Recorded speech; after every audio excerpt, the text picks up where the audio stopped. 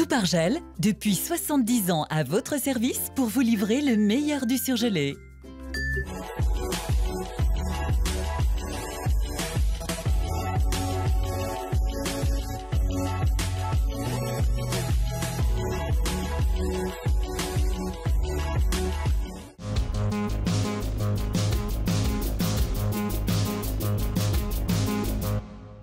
Mobilisation des maires favorables à la nouvelle ligne de métro vers Tassin. Colère des avocats et des professionnels de justice qui dénoncent encore la réforme.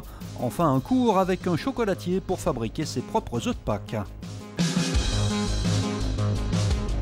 L'Ouest lyonnais est quand même aujourd'hui le parent pauvre sur ces grands enjeux de réseau de transport en commun. À quelques jours d'un vote attendu au Citral sur la poursuite des études de faisabilité du futur métro E, les élus de l'Ouest lyonnais ont décidé de se mobiliser.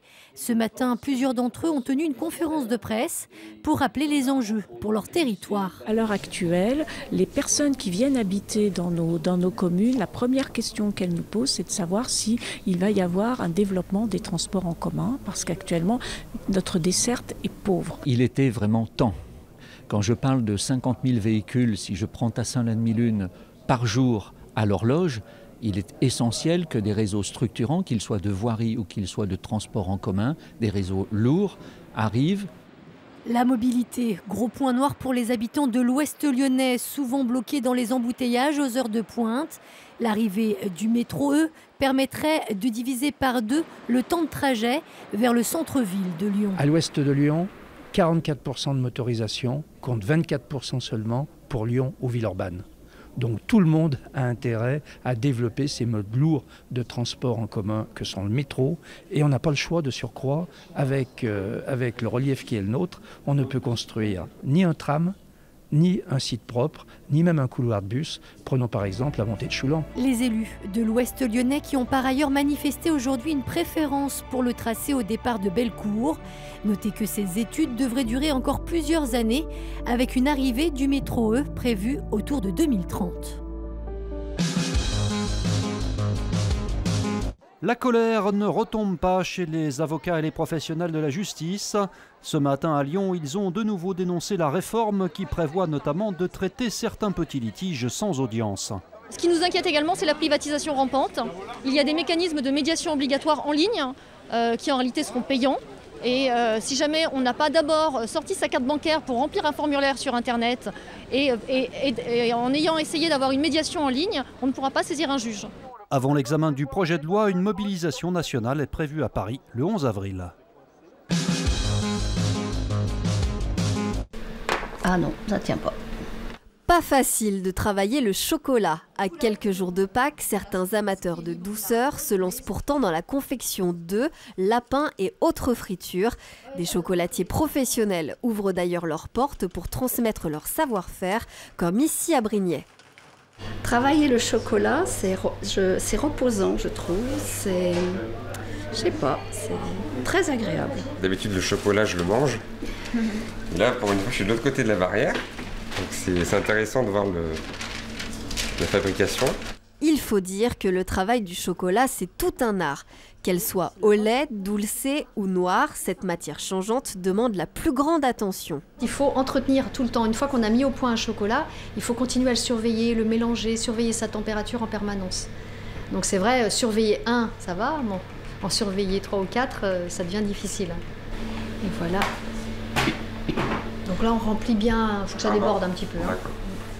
Ces conseils prodigués semblent en tout cas porter leurs fruits, puisque naissent petit à petit d'appétissantes créatures. Beau, hein? Et après 2 heures de confection, les apprentis chocolatiers repartent les bras chargés de gourmandises, des chocolats qui ne devraient pas rester longtemps au fond d'un placard. J'ai juste hâte de les montrer et les manger.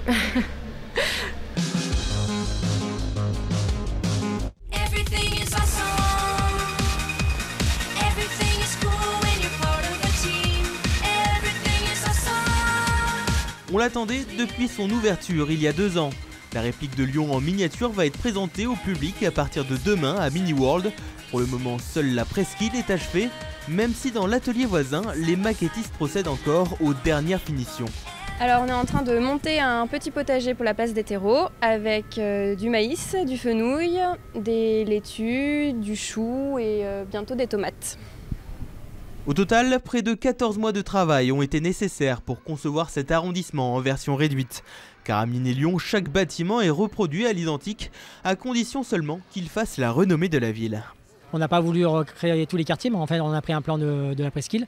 On a enlevé tous les pâtés de maison qui servent à rien, on a gardé tous les lieux emblématiques, donc tous les grands axes et les petits axes importants comme la rue Mercière, on l'a pas représenté, la rue des Marronniers avec les restaurants et surtout tous les bâtiments emblématiques on a reproduit parfaitement. Et comme toute capitale des Gaules qui se respecte, celle de Mini-World possède aussi sa fête des Lumières. Vous allez pouvoir voir sur la cathédrale Saint-Jean, sur la gare Saint-Paul, l'Opéra, donc le Palais des Beaux-Arts et l'Hôtel de Ville, vous avez toutes les œuvres des vrais artistes Fête des Lumières qui sont projetées toutes les demi-heures et vous allez pouvoir revivre la Fête des Lumières chez nous été, hiver, printemps, toute l'année. Miné-Lyon n'en est toutefois qu'à sa première phase car de nouveaux quartiers consacrés à Fourvière, à la Part-Dieu, au Parc de la Tête d'Or ou encore au Groupama Stadium devraient être livrés d'ici décembre prochain.